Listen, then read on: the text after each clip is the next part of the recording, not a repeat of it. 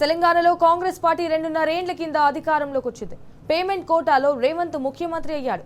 అయితే ఆ సమయంలో సీనియర్లకు సూపర్ సీనియర్లకు మంత్రి పదవులు ఇస్తామని కూడా ఆశ చూపిన అధిష్టానం ఆ తర్వాత చేతులు దులుపుకుంది. ఇప్పటికే ఇటు కాంగ్రెస్ పార్టీతో 40 ఏళ్ల అనుబంధాన్ని రేవంత్ పుణ్యమా అని కూడా జీవన్ రెడ్డి తెగదెంపులు చేసేసుకున్నాడు. పార్టీలోనే ఉంటూ రేవంత్ మీద కోమటిరెడ్డి రాజగోపాల్ రెడ్డి వ్యతిరేకంగా గలం విప్పుతున్నాడు. ఇటు భట్టి, ఉత్తమ్, కోమటిరెడ్డి వెంకటరెడ్డి, జగ్గారెడ్డి సహా పలువురు సీనియర్లు పొలిటికల్ సీన్లో సైలెంట్ స్కెచ్ వేస్తున్నారు. ఈ పరిస్థితుల్లో కర్ణాటకలో కూడా డీకే శివకుమార్ తరహా రోల్ తెలంగాణలో పోషించే లీడర్ ఎవరు?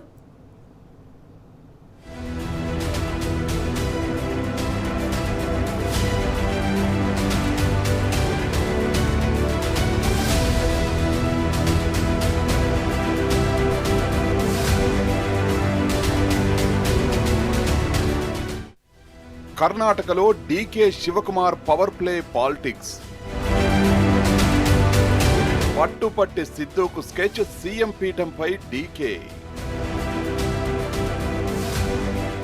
3 ఏండ్ల మురిపం తీరిందన్న షాక్లో సిద్ధు. డీకేకు కోఆపరేట్ చేయాలంటూ డిప్లొమాటిక్ కామెంట్. కర్ణాటకలో సీన్, తెలంగాణలోనూ స్క్రీన్ ప్లే కాబోతోందా? డీకే పాత్రను తెలంగాణలో పోషించే నాయకుడెవరు? సీనియర్లలో సిన్సియర్గా ముందుకు వచ్చేది ఎవరు? కాంగ్రెస్ పార్టీలో మారిన పరిణామాలతో స్కెచ్ వేసేది ఎవరు? భట్టి, ఉత్తమ్, కోమటిరెడ్డి బ్రదర్స్, జగ్గారెడ్డి ఎవరు లీడ్ చేసేది?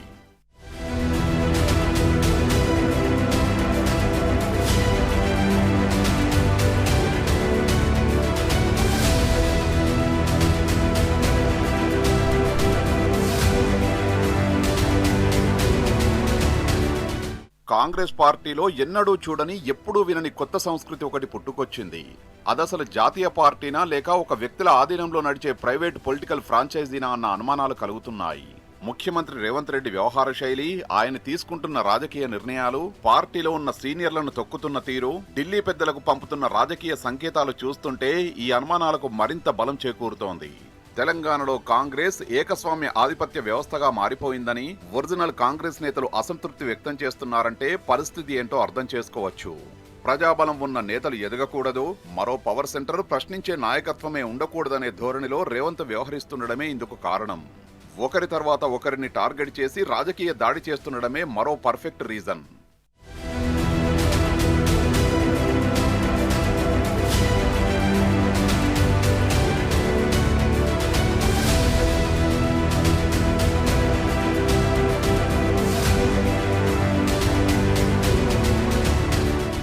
నిజానికి కర్ణాటకలో రాజకీయాలు, కేరళలో సీఎం ఎంపికలో పరిణామాలు ఇదే విషయాన్ని కుండబద్దలు కొడుతున్నాయి.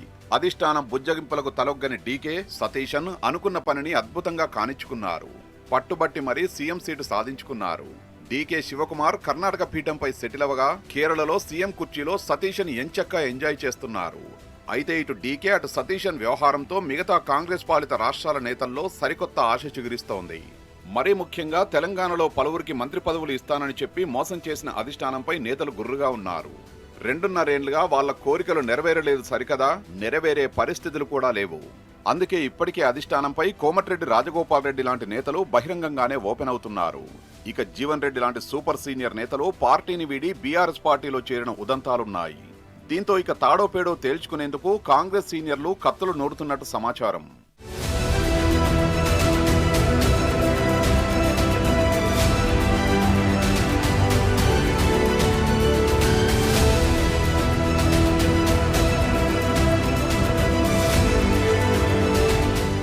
అధికారంలోకి వచ్చి 3 ఏళ్లు దగ్గర పడుతున్నా కానీ రేవంత్ను ముఖ్యమంత్రిగా ఏ సీనియర్ కూడా అంగీకరించలేకపోతున్నాడు. ఆ విషయాన్ని బహిరంగ వేదికలపై కుండబద్దలు కొట్టకున్నా సమయం సందర్భం చూసి ఆ సెన్స్ వచ్చేలా బిహేవ్ చేస్తున్నారు. కోమటిరెడ్డి వెంకటరెడ్డి, బట్టి విక్రమార్క, ఉత్తమ్ కుమార్ రెడ్డి, పొంగులేటి, జగ్గారెడ్డి సహా ఎవ్వరూ అందుకు మినహాయింపు కాదు. కాకపోతే ఈ విషయాన్ని వాళ్ళు ఓపెన్ గా నిజమేనని ఒప్పుకోరు. సీఎం మార్పు ఊహాగానాల నేపథ్యంలో కొన్ని ఉదాహరణలు బలాన్ని పెంచుతున్నాయి. ఏంటంటే నిన్న మొన్నటిదాకా భట్టి హస్తినలో లాబియింగ్ చేశాడు. Uttam Kumar Reddy pin to pin high command కు టచ్ లోనే ఉంటున్నారు. కోమటిరెడ్డి జగ్గారెడ్డి సరేసరి. అయితే ఇంతలోనే కర్ణాటక కాంగ్రెస్ మార్కు రాజకీయాలు ఆసనిపాతంగా మారాయి. దీంతో తెలంగాణలో తాము కూడా డీకేలాగా మారాలని భావిస్తున్న నేతల్లో ఒక రకమైన కొత్త ఊపు కనిపిస్తోంది. త్వరలోనే తెలంగాణ రాజకీయాల్లోనూ కుదుపు తప్పదన్న టాక్ వినిపిస్తోంది.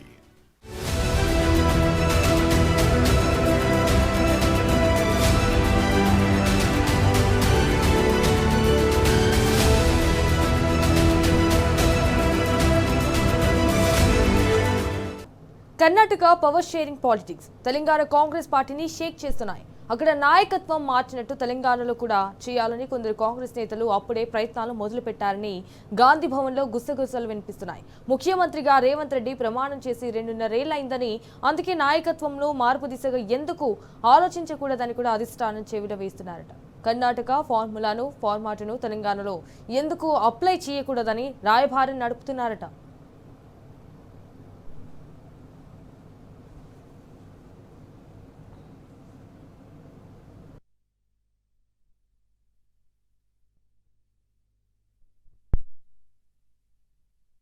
తెలంగాణపై కర్ణాటక పవర్ ప్లే ఎఫెక్ట్. కర్ణాటకలో మారినట్టే తెలంగాణలో టీం మారబోతోందా? అధిష్టానంతో సూపర్ సీనియర్లు రాయబారాలు జరుపుతున్నారా? కర్ణాటక ఫార్ములా తెలంగాణలోనూ అప్లై చేయాలని మంతనాలు చేస్తున్నారా? ఎప్పటి నుంచో రేవంత్ రెడ్డికి వ్యతిరేకంగా ఒరిజినల్ నేతల లాబియింగ్.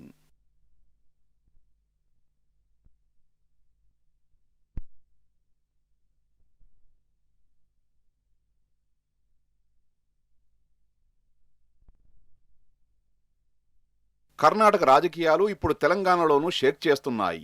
అక్కడి మాదిరిగానే ఇక్కడ కూడా మార్పులు చేర్పులు జరిగేలా అధిష్టానాన్ని ఒప్పించేందుకు కొందరు ప్రయత్నాలు చేస్తున్నారు. రేవంత్ రెడ్డిని సీఎంగా అంగీకరించిన ఓ వర్గం నేతలు వీలు చిక్కినప్పుడల్లా అధిష్టానానికి అభిప్రాయాన్ని చెబుతూ వస్తున్నారు. కర్ణాటకలో మార్పులు చేస్తున్నందున పనిలో పనిగా తెలంగాణలో మార్పులు చేర్పులు చేయాలని రిక్వెస్ట్ చేస్తున్నారు. ఎలాగూ మంత్రివర్గ విస్తరణ చేయాల్సిన సమయం వచ్చిందని, దానికి బదులు మొత్తం టీంను మారిస్తే బెటర్ అని చెబుతున్నారు.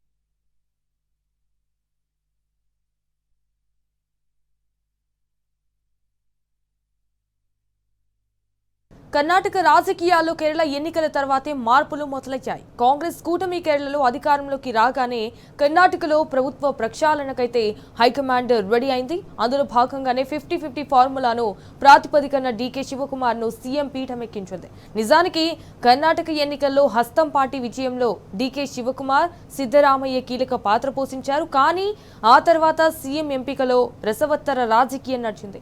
అధిష్టానం దాన్ని మరింత రక్తి కట్టించింది. అచ్చం అలాంటి సీనే రేపు తెలంగాణలో కూడా జరుగుతుందన్న టాక్ అయితే పొలిటికల్ సర్కిల్లో జోరు అందుకుంది.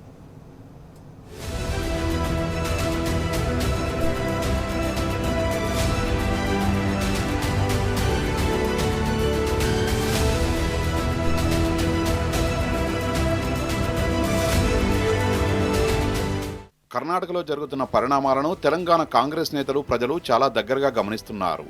కన్నడలో కుర్చీ కొట్లాట రాజకీయాలు తెలంగాణ హస్తం పార్టీలో ఎలాంటి తుఫాను సృష్టిస్తుందోనని పారాషూట్ కాంగ్రెస్ నేతలు ఆందోళనలో ఉన్నారు. కర్ణాటకలో సీఎం మార్పు ప్రభావం తెలంగాణ రాజకీయాలపై పడుతుందని బలంగా నమ్ముతున్నారు. కర్ణాటకలో సీఎంను మారిస్తే ఆటోమేటిక్గా తెలంగాణ నుంచి ఎలాంటి డిమాండ్ వస్తుందన్నది పొలిటికల్ పండితుల అంచనానే కాదు, అధిష్టానం నమ్ముతున్న సిద్ధాంతం. ఆ ఒత్తిడి వస్తుందని తెలిసే కర్ణాటకలో ముఖ్యమంత్రిని మార్చేందుకు అధిష్టానం సిద్ధమైందన్నది ఓపెన్ సీక్రెట్.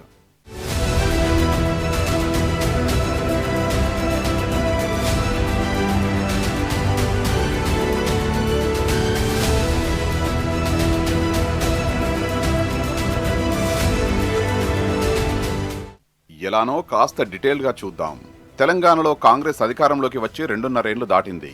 అయితే కర్ణాటకలో లాగా 50-50 ఫార్ములా తెలంగాణలో లేకపోయినా 2.5 ఏళ్ల రేవంత్ పాలనలో కాంగ్రెస్ ప్రభుత్వంపై ప్రజా వ్యతిరేకత పెల్లుబిగుతోంది. ఇదొక్కటే తెలంగాణలో సీఎం మార్పునకు ప్రధాన కారణం కాబోతోందని పొలిటికల్ సర్కిళ్లలో చర్చ జరుగుతోంది. ముఖ్యమంత్రి మార్పు తర్వాత కర్ణాటకలో జరిగే రాజకీయ పరిణామాలను దృష్టిలో ఉంచుకొని తెలంగాణలో కూడా సీఎంను మార్చేందుకు అధిష్టానం గ్రౌండ్ రిపోర్ట్ తీసుకుంటుందన్న గుసగుసలు వినిపిస్తున్నాయి.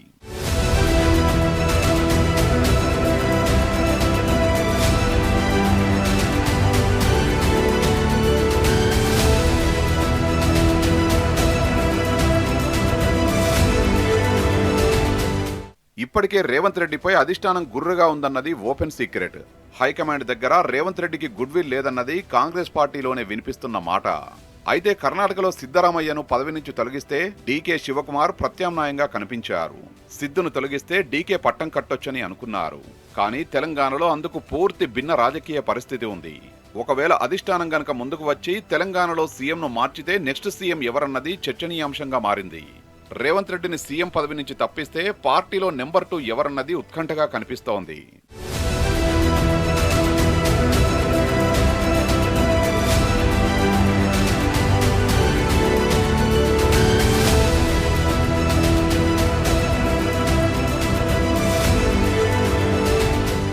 రేవంత్ ఏమో తానే మంత్రినని, తానే రాజునని, 2034 వరకు సీఎం తానేనని చెప్పుకు తిరుగుతున్నాడు.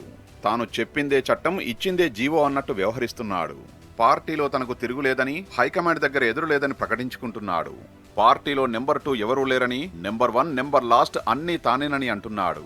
ఇది నానానికి ఒక పక్కే.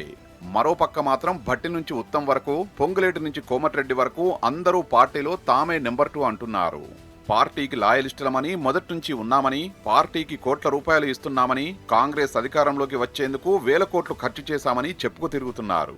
ప్రతి నెల ఢిల్లీకి మూటల మీద మూటలు పంపిస్తున్నామని, దేశంలో ఎక్కడ ఎన్నికలు జరిగినా తమ దగ్గర నుంచి డబ్బుల సంచులు వెళ్తున్నాయని ప్రచారం చేసుకుంటున్నారు.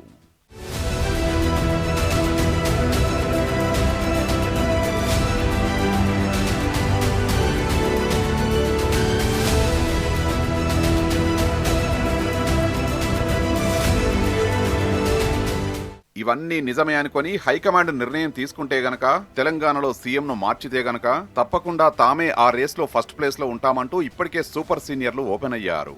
తమ దగ్గర డజన్ల ఎమ్మెల్యేలు ఉన్నారని, తమను ముఖ్యమంత్రిని చేయకపోతే పార్టీని చీల్చడం ఖాయమంటూ సన్నిహితులతో చర్చలు మొదలుపెట్టినట్లు సమాచారం.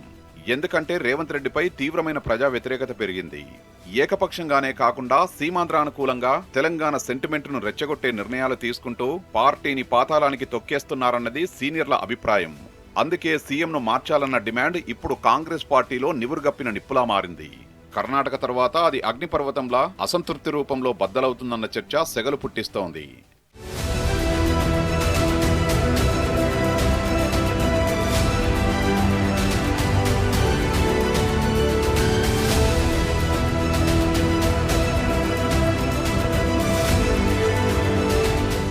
అయితే ఇక్కడ కొన్ని విషయాల గురించి లోతుగా చర్చించుకోవాలి.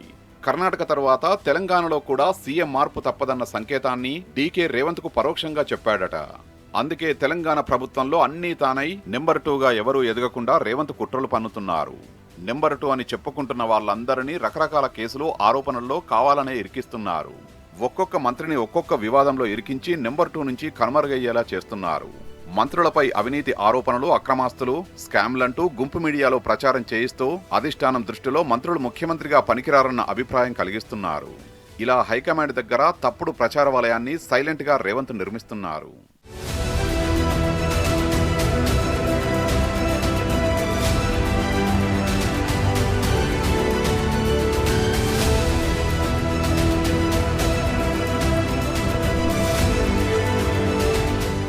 ఇంతేనా? తెలంగాణలో తాను తప్ప కాంగ్రెస్ పార్టీకి మరో దిక్కులేదన్న వాతావరణాన్ని రేవంత్ సృష్టించాడు. తాను లేకపోతే కాంగ్రెస్ కుక్కలు చింపిన విస్తారి అవుతుందన్న అభిప్రాయాన్ని కల్పించాడు. ఆ కుట్రలో భాగంగానే తనకు వ్యతిరేకంగా ఉన్న మంత్రులపై తప్పుడు రాతలు రాయిస్తూ వారి వ్యక్తిగత ప్రతిష్టను దెబ్బతీస్తున్నాడు. గుంపు మీడియాలో బాహాటంగా వ్యతిరేక ప్రచారం చేయిస్తున్నాడు. మంత్రులపై విష ప్రచారం చేయిస్తే వాటినే వాస్తవాలుగా భ్రమపడిన అధిష్టానం కొత్త ఆలోచనలో పడింది. రేవంత్ రెడ్డిని గనక సీఎం పదవి నుంచి తొలగిస్తే బీసీని ముఖ్యమంత్రి చేస్తే వ్యతిరేకత రాదని ఆలోచించింది. దీంతో అప్రమత్తమైన రేవంత్ తెలంగాణలో బీసీ నేతపై గుంపు మీడియాలో తప్పుడు ప్రచారం చేయించాడు. డిజాస్టర్ ప్రెసిడెంట్ అంటూ పుంకాను పుంకాలుగా వార్తలు రాయించాడు. కథనాల్ని వండివార్చాడు. మంత్రులపై అవినీతి ఆరోపణలు, అక్రమాలంటూ గుంపు మీడియాలో ప్రచారం చేసినట్టే తనను దించేస్తే బీసీ నేతను సీఎం చేసే అవకాశం ఉండడంతో ఆ బీసీ నేత టార్గెట్ గా రేవంత్ అండు టీం ఇష్టమొచ్చిన వార్తలు రాయించిందని ఆ బీసీ నేత వర్గం వాపోతోంది.